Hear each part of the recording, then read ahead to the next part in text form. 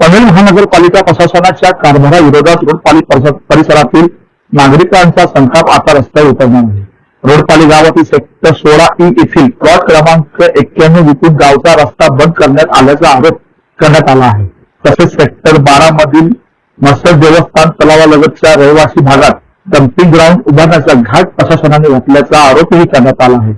या निर्णयाविरोधात आणि पनवेलकरांच्या विविध प्रलंबित प्रश्नांसाठी येत्या 30 जून रोजी सकाळी 11 वाजता पनवेल महानगरपालिकेवर पक्षविरहित भव्य मोर्चा काढण्यात येणार असल्याची घोषणा माजी उपमहापौर जगदीश गायकवाड, पनवेल काँग्रेसचे माजी जिल्हाध्यक्ष सुदाम पाटील आणि पनवेल मनपाच्या माजी शिक्षक सभापती विद्या गायकवाड यांनी पत्रकार परिषदेत केली आहे. रविवारी आयोजित पत्रकार परिषदेत बोलताना त्यांनी प्रशासनावरती पोलिसांचा वापर करून नागरिकांना दबावाखाली ठेवण्याचा आरोप केला. यावेळी पनवेल महानगरपालिका हद्दीतील रस्ते, पाणी, मूलभूत सुविधा, महावितरणाचा सावळा गोंधळ, वारंवार होणारी वीज खंडित, अवाजवी वीज बिले आणि ग्राहकांची होणारी गैरसोय या प्रश्नावरही जोरदार टीका करण्यात आली. या सर्व ज्वलंत प्रश्नावर निर्णय घेण्यासाठी आणि नागरिकांचा आवाज बुलंद करण्यासाठी हा मोर्चा काढण्यात येणार असून मोठ्या संख्येने नागरिक आणि काँग्रेस जनता पार्टी प्रमाणे तरुण वर्गही सहभागी होणार असल्याचा दावा यावेळी करण्यात आला आहे. रोडपाली गाव या गावात जाणारा जो रस्ता आहे तो रस्ता विकला आहे. सुधामशीच्या भाषेमध्ये तो रस्ता विकला आहे. तर तो रस्ता आम्हाला खुला करून द्यायचा आहे. म्हणून पाहिजे जेव्हा मनुष्य धर्तीवर लोक पावला, मनुष्य धर्तीवर जन्म घेतला तेव्हापासूनचा रस्ता या बिल्डरांच्या माध्यमातून तो बंद केलेला आहे. एक जेसीबी तोडायला 200 कोटी बंदोबस्त रोडपाली दिली होती. म्हणजे ही एक भयान बाब आहे.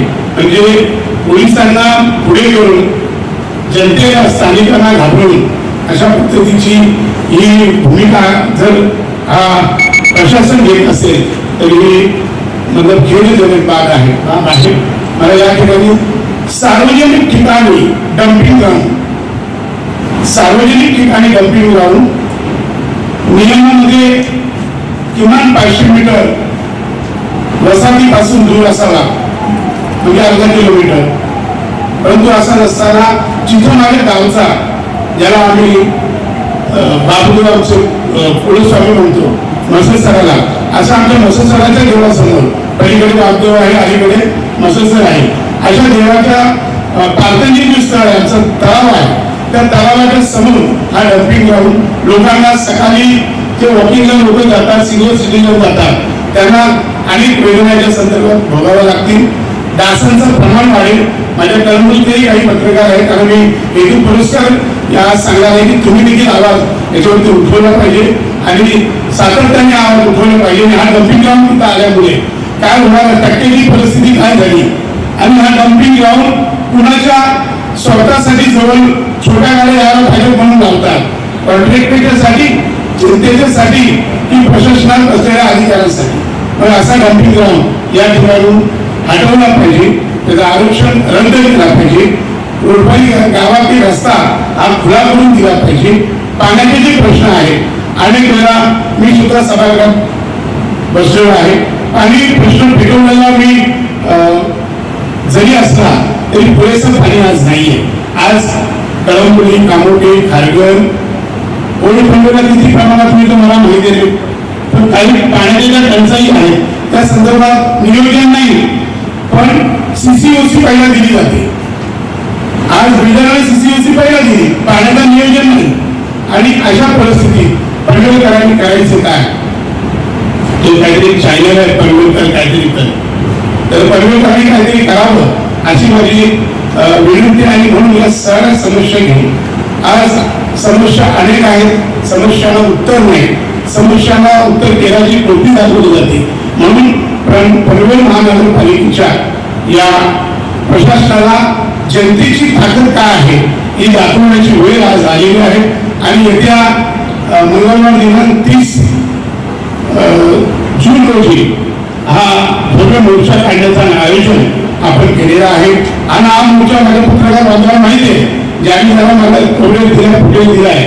मोर्चा कसा असतो आणि मोर्चा कसा असेल याची तुम्हाला कल्पना आहे, पण प्रशासनाला असावी.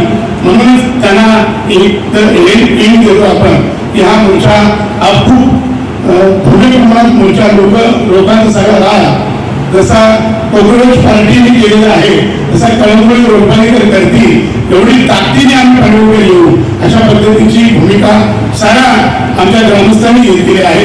पण तिथे असताना डॉक्टर असतील, वकील असतील, इंजिनियर असतील, कारण सोशल इंजिनिअरिंगच्या माध्यमातूनच हा मोर्चा आम्ही घेऊन येत आहे. आणि या मोर्चाला ऐकाने सामोरं जावं आणि प्रश्नाचा आम्हाला उत्तर द्यावं. मी अनेकदा म्हणतो की पत्रकार टिकला तर लोकशाही टिकेल आणि पत्रकारांनी लोकशाही टिकवण्यासाठी पुढे यावा हीच माझी विनंती आहे. आणि